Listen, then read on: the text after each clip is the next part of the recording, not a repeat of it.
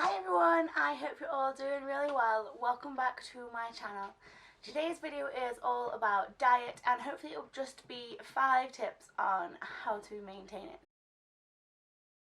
It is just simply what you eat. Simple as that. If you think about it as a diet brings words to mind like restriction or schedule, and it seems like it's only for a short period of time, whereas your diet should be something that's sustainable for the rest of your life. So that is just going to make your life so much easier, because then you can make it enjoyable and something that you actually it just becomes natural. I don't know how to say that. Yeah, it should be natural and all of that good stuff. Eat enough so that when you do train, if you're training as well, eat enough so that when you train you feel like you actually have energy. A lot of people, when they start a diet, they just think diet and they just think restrict, and then you get into the gym and you have no energy or you feel like you're not strong, and that's just like, that just blows. Yeah, eat enough. Honestly, eat enough. My second tip is to eat foods that you actually like. If you're following a plan and it says that you have to have bulgur wheat but you don't like bulgur wheat, then that's probably not the plan for you. That sounds really obvious, but don't be afraid to switch things up. It should just be food that you actually enjoy. Like for breakfast, if you hate having porridge every day because it's boring, then don't have porridge every day. Have eggs and sausages instead. That is so fine. But do something that's enjoyable, because otherwise you're not going to be able to manage it at all. The questions to ask yourself: what foods don't you like? Don't put them in your plan. That's a really good question to ask. What don't you like? Well, don't do it. If you don't particularly like your salad and veg, then work out the flavours that you do like. There's always going to be something that you do like. If you don't particularly like salad, which is me, having a salad that's made of 7 ingredients instead of 3 ingredients is just so much better. And as humans, we have come up with so many good ways of eating, things that taste good. We are a species that we don't necessarily just eat for fuel, we do eat for enjoyment. So why take the enjoyment out of your food? Keep the enjoyment there. Find what you enjoy and find what works, honestly. It doesn't have to be brown rice, it doesn't have to be brown pasta, it can be regular pasta. Work more on portion sizes rather than what the food actually is. Some people aren't foodies, weirdos. So if you find that when you start training and dieting that you end up talking about food a lot, and there's the people that like don't get it and they're like, well, just eat for fuel, ignore them. Because no, keep the enjoyment in your food. I'm all for that. I'm all for just keep enjoying life. You need to find that balance. You need to be happy. Like if you get invited out for dinner, you don't want to say no because you're on a diet. You want to say, yeah, hell yeah, I'm having the burger and triple fried chips or whatever, because you eat so healthily all the time anyway that isn't really going to affect you.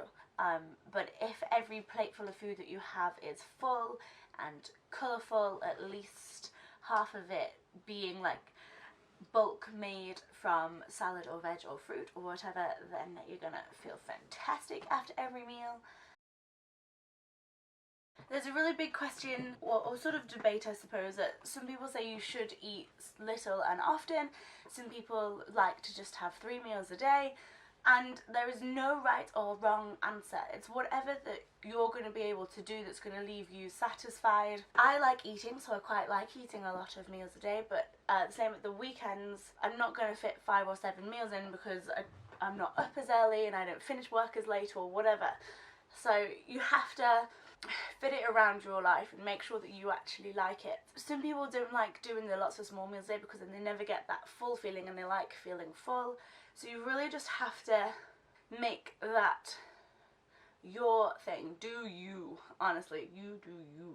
A good thing to do is like ask yourself the questions. So do I like eating big meals and feeling full afterwards? Because that will tell you whether you are a 5 times a day or a 7 times a day or a 3 times a day person. Do you hit that slump at like 3 o'clock where you're starving and you need to eat something before dinner? Because if you do, then eat something, have a snack. You don't have to wait for dinner and then have a huge portion for dinner and feel shit after dinner and go to bed feeling full and blah. Like if you sit in front of the TV at night as you're chill and you know that that's when you want to eat everything in all the cupboards, have stuff prepared that you have as snacks. caramel Snacker Jacks, dry cereal for me for some reason. We always have eggs before we go to bed because I don't like going to bed hungry, like at all. I hate going to bed hungry actually, it makes me miserable. If you eat to the point where you get in a food coma often, then you're probably that type of person that really likes to eat big meals, so bulk, bulk, bulk. I quite like a food coma. To kind of bridge things, there's the question of doing like fasted cardio or training fasted, and how long should you wait after you eat before you train, and again, that is whatever works for you. I don't like training fasted. No, I can do cardio fasted, but not more than half an hour because I just end up starving. I can't lift fasted at all, I don't feel strong. I like to eat as soon after a workout as possible because training makes me hungry, but some people like to have just a shake and then they can wait an hour till they actually eat. So find what works for you. If you train in the mornings, like if that's your time to train before work, then if you have time to eat beforehand, so breakfast then gym then work, give it a go. If you feel like the food sits heavily in your stomach, then try doing it fasted, and if that doesn't work for you, then find the middle ground, like have the small snack, have something sugary-ish. The thing that I have stopped doing is using MyFitnessPal, and there is definitely a place for MyFitnessPal, there's definitely a place for counting. I think if you are prepping for a bodybuilding show, like your wedding or a really big holiday where you really want to dial it in, then that can be appropriate. But for most of us, counting and being really specific is just so not necessary. It takes up so much time and it can add more stress. I sometimes use MyFitnessPal just to check certain things. What did I use it for recently? Oh, it's to check how big a portion of cheese actually is, because I love cheese and I like to put like it all over things. So a portion of cheese is 30 grams, and when you weigh it out it's not that much. Same with cereal, like check on things what the portion size is, and if you're not sure, then weigh it or check it on MyFitnessPal or whatever. But once you have learnt what is in things and you learn about food and you learn sort of how to compose your meals, how to bulk them out or how to make them taste the best, then you don't need MyFitnessPal anymore. And I don't think I've used it like full time since last summer. I tried to go for a really strict approach when I was prepping for my Vegas holiday, and I got really stressed, and in the end I just like blew it out the water and just tried to just eat as and when I felt I needed to. I chose healthy foods. Most people know what foods are healthy and what aren't, and I'm sure like you are the same. You know what's healthy and you know what's not. You know what you should have in small quantities and what you can have in huge quantities.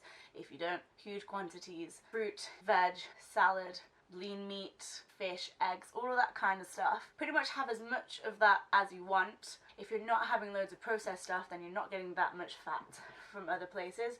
So have a whole avocado a day.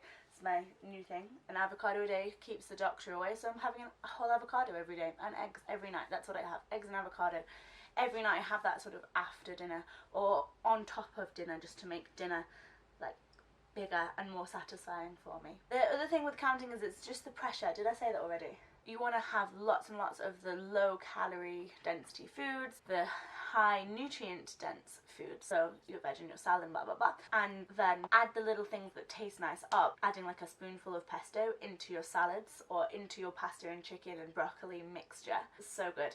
Lots of people like try and do the bro diet, which is chicken, rice and broccoli, and actually I quite like that at work. I quite like doing that, but I tend to like put a little sprinkle of grated cheese in there or a little bit of pesto, just so that it tastes nice, and we vary the seasonings that we put on our chicken, so every meal tastes slightly different. And again, if we don't have broccoli, then we use a different veg, so there's variety there. We've been having a lot of pasta this week instead of rice, just to mix it up. The other thing that's thrown around the fitness industry a lot, and now I think is very mainstream, is having a cheat day or having a cheat meal. I really can't wait till the weekend to have like something treaty. I know that sounds ridiculous, and 5 days isn't that really that long. Oh, it's not 5, is it? It's 7. yeah, like it's not long to wait really, but if you feel restricted, then you're just not going to be able to sustain it for more than a few weeks. So if you want your diet to be 80% good, let's say, and 20% bad, and you eat 3 meals a day, you're on 21 meals a week, which means 4.2 of those meals can be like bad meals or have something a little bit cheeky in them. It could be like 4 desserts or whatever. If everything else is perfect, then it's not going to hinder you, you're not going to not reach your goals, you're not going to not lose weight, or whatever your goal is. If you're just having a few little treats like scattered through the week, you'll never get that feeling where you're really deprived and then you have that huge binge on that whole tub of Ben and Jerry's and whatever it might be. That's not it for me. It's like a whole tube of Pringles. But if you have those little things, then yeah, you're not going to feel deprived and you're not going to then want loads and loads more. If you love salty food, like when you have a salad, like season it with salt and pepper, put your dressing on and crumble up nachos into it just to add that like salt and that crunch, because that is so nice. It's so nice. Oh, and my other tip for like saltiness is put salt on your avocado, because oh my god, it just makes it taste amazing. It's so good. They say that restricting yourself a lot all the time can slow your metabolism down. Yes, you can lose weight, but most people hit a plateau. So having the little spikes of cheat food just helps keep your body working, which is keeping your metabolism going, and actually will help you eventually in the long run for your weight loss or leaning or whatever you're doing. Oh, and I'm sure you've heard about loads of people saying that they can't have dairy and they can't have gluten and blah blah blah. If you restrict something, like take it out of your diet, and for a few weeks you don't have a particular food group or a particular ingredient, you just completely stop having it. When you do have it again, your body is not used to digesting it, so you can feel or think that you have an intolerance, but you don't, you're just not used to it. So keep everything in your diet all the time. Always have a huge variety of things, and then your body will never freak out when you have something different, because it's always used to having something different, and you won't get bored, and then you can just eat like that for the rest of your life. You can't follow anybody else's diet plan because really they like different things to you. I have a list of notes in front of me and I'm just kind of looking at them and not reading them. They're not helping at all. We definitely went for 5. 1, foods that you actually like. Work out what they are. These probably aren't in order. 2, stop thinking of it as a diet. It needs to be something that you can actually manage and maintain. 3 was stop counting. It probably wasn't that number, I don't know. But stop counting. Allow yourself the little treats and don't just have them just at the weekends. Have things in the middle of the week as well so that you don't binge, because binging makes you feel like shit the next day. And find what works for you. You do you. You do you. You go, Glen Coco, you go. So, yes, you. Oh, if you need any ideas, I'm going to put the photos, the terrible food photography photos here of just some of the things that I've eaten this week. I think I mostly took photos of like dinner and salads. I don't really take many photos of my Tupperware when I'm at work because it doesn't look very good. Oh, my go-to breakfast before Christmas was the bacon, egg and avocado bagel from Avocado. But I'd be at work, so I'd eat it at like 7:30 in the morning. Obviously still have a whole day left ahead of me, but I do like to eat quite often. So that being like a 500 calorie-ish breakfast, I'd find that I would hit what really I should be eating. I'd hit that early in the day and then basically end up overeating on the days that I had a huge breakfast. So my breakfast at the moment, which is a really good substitute, I think. It used to be porridge and I just get bored of porridge. So I have a Warburton's thin, a boiled egg and a sausage, and I cut it all up and I make it into like a sandwich, and it just has got to be less than 2/3 of the calories and a toast good, and I'm not using all my calories for the rest of the day. And yeah, how much can I yab it on? I think I'm done. Yes, that's it. So if I have missed anything out, please leave it in the comment box down below. If you're on Facebook, please head over to YouTube, sign in and hit subscribe. If you're on YouTube, just hit subscribe. I don't know which corner it's in. On Instagram, I am at Helen Russell with 3 L's. Stay happy and healthy, and I will see you in the next one.